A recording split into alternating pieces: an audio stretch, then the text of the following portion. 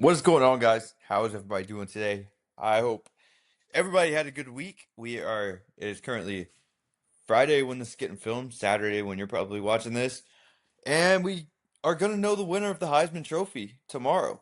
Or actually, when you're watching this, it'll be today, so Saturday.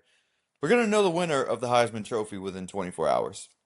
So that's kind of the purpose of coming on here and making this video today, is I just want to briefly go over the candidates that are in here and that's the top four, and then some of the other guys that I think should have been in here who weren't, who if they played maybe different positions, they probably would have been in here.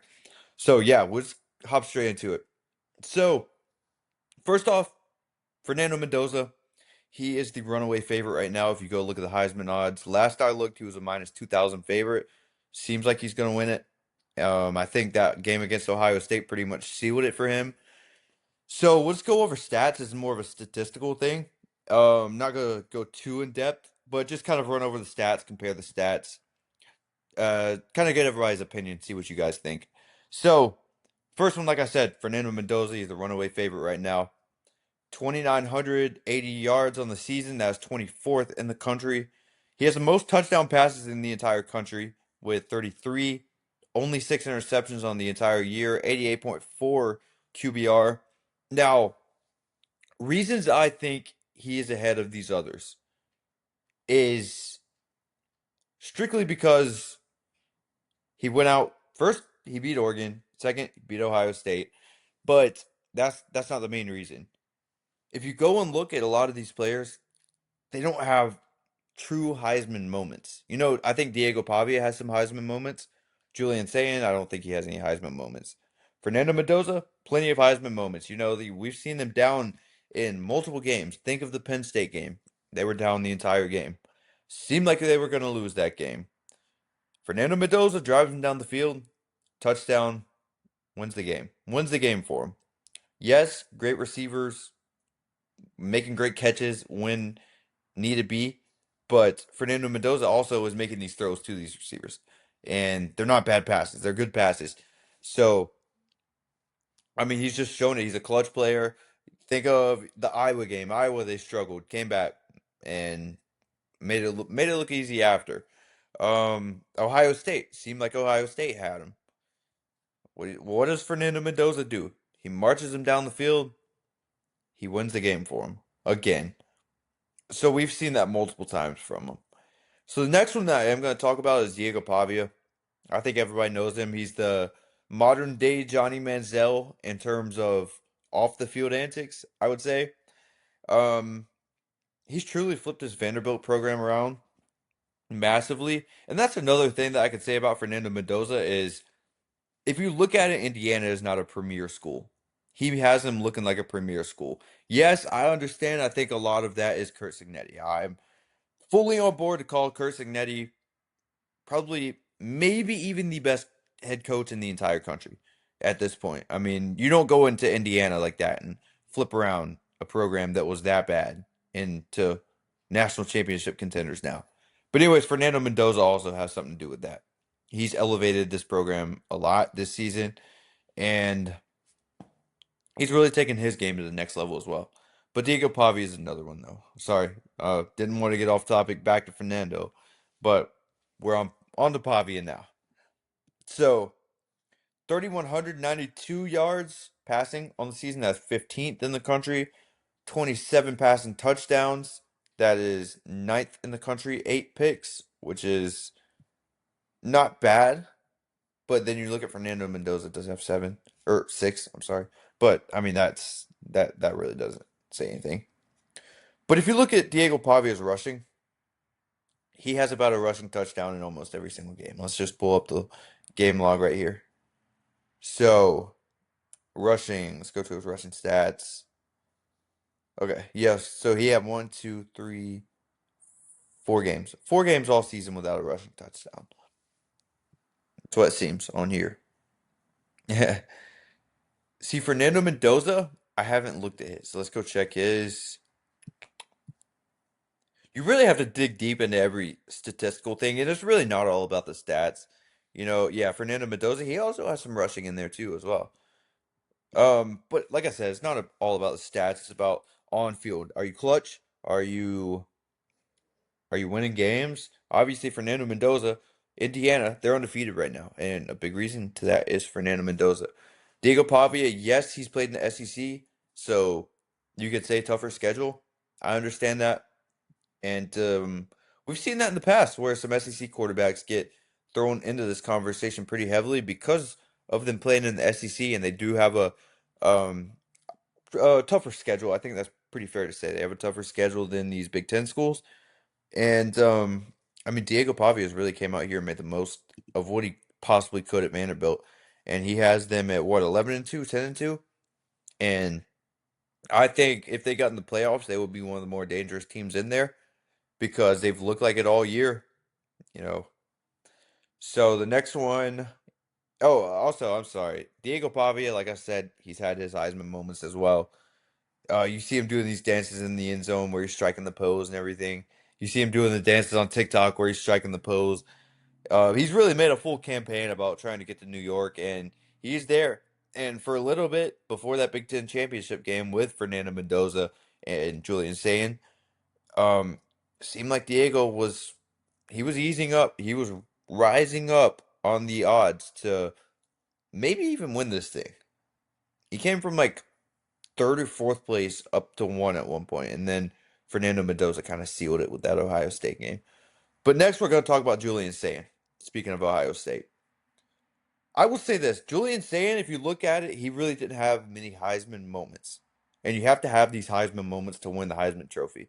That's just what's happened in the past, and it's probably going to stay that way. However, I will say I think Julian Sayin has been one of the more. He's probably been the most efficient quarterback in the entire country. Yes, his stats don't jump off the sheet like you would look at old Joe Burrow and stuff and see, or Jaden Daniels when he won it, or Caleb Williams when he won it. But Julian Sayin, first off, he's he's the most accurate quarterback in the country. I think that's still fair to say, even though he did struggle a little bit against Indiana. Not really struggle, but didn't look up to par against Indiana. But anyways, his stats on the year: 3,323 yards as 11th in the country. That's passing, by the way. 31 touchdowns passing, only 6 interceptions, which is the same as Fernando Mendoza. If you look at the stats, see, that's what I said. If you look at only the stats, you would think Julian Sayin's going to win this thing because the numbers just don't stand out as much. When you look at like Fernando Mendoza and even Diego Pavia, but it's not a numbers game. Heisman is not a numbers game. Yeah, you probably look at the numbers, but there's more to it than just the numbers. So Julian Sayin, he did he played a relatively weaker schedule than these other guys, I would say. So I think that is a big reason. And that Big Ten championship really did put him behind as well. Because he was another one. He was up there in the top one or two and kind of not tanked because he's still in New York. He's still going to New York. But he did fall quite a bit after that Big Ten title game. So yeah, I think it's fair Julian Sayin not winning it. I think you could make the argument for Diego Pavia, and you could also obviously make the argument for Fernando Mendoza. But the next one is another one who got a little slept on because of his position, I would say.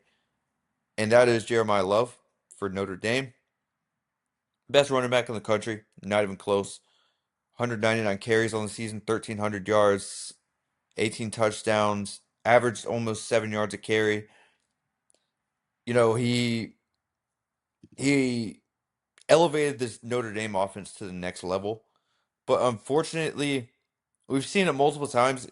A lot of these big awards, like the Heisman Trophy, is favored towards quarterbacks. I truly so it. I know it's supposed to be the best player in the country that gets it, and I think you can make the argument for Jerimyah Love to be the best player in the country. But they're always going to give it to the quarterbacks. The quarterbacks will always have the edge over it. So Jerimyah Love unfortunately won't win it. But at least glad that he got there. I'm glad that he got to New York because it did seem like for a little bit that he may have been even left out of getting to New York and being one of the finalists. But he is there. He's going to be a high draft pick. bright future. That's really all you can say because he's not going to win it. I do think if it was truly best player in the country, it would have been Jerimyah Love or another guy that we're about to talk about right now. Okay, so on to some of the guys that didn't make the finalist list that I think 100% should have. And one of them is Jacob Rodriguez. You can make a true case for Jacob Rodriguez to win the Heisman. He was by far the most explosive defensive player in the entire college football or in the entire country this year. 61 solo tackles. He has only one sack, but he's a linebacker. Not going to see many of those. Seven forced fumbles. Seven forced fumbles. Four picks. 11 turnovers combined for a linebacker and Jacob Rodriguez at Texas Tech. This kid, you have to watch him. You would have to watch him. He had 14 tackles against BYU. He had 13 tackles against BYU the first time. He pretty much just destroyed BYU both matchups. I mean, this kid, he was unreal. He was unreal. And if it truly was best player in the country, I think Jacob Rodriguez has a real case, and I think Jacob Rodriguez may have actually won this. If he played somewhere else other than linebacker and produced this caliber of play, you can make a serious case that Jacob Rodriguez is probably your Heisman winner this year, I would say. Just go watch his tape. Go watch his tape. He stands out like a sore thumb. That's all I'm going to say. Now, another one that I think should have been in the finalist, but did lack that Heisman moment and that attention is Trinidad Chambliss. So here's my case. You may look at the numbers and say they're not near as good. You look at the touchdown passes, that's really the only number that doesn't look near as good. And I know some people are going to jump out and say that. Trinidad Chambliss played 3 less games than every single one of these other quarterbacks in this conversation. And when you look at the numbers, they're pretty similar. They're pretty similar. And he played in a run-heavy offense at Ole Miss because they had Keywan Lacey. And Keywan Lacey is another one. If he wasn't so young, if he wasn't so early in his career, there's a real case there. There's a real case because Keywan Lacey is an absolute difference maker for Ole Miss. But Trinidad Chambliss, he's played 3 less games. If you look at the passing yards, they're higher than Fernando Mendoza, who is probably going to win it. They are about where Diego Pavia is. They are not too far from Julian Sayin. So give Trinidad Chambliss these 3 extra games. You might be a finalist. Only 3 picks, 18 touchdown passes. Yes, that doesn't jump off. It's not super flashy. 5th highest QBR in the entire country. This kid came in because you remember Austin Simmons played. Austin Simmons was the quarterback for the first 3 games at Ole Miss. He goes down with an injury. Trinidad Chambliss comes in. Great story. He has that Heisman story. I believe he's getting 1 year extra of eligibility. I believe so. He should be back next year, and he is probably going to be one of my early favorites to win it next year.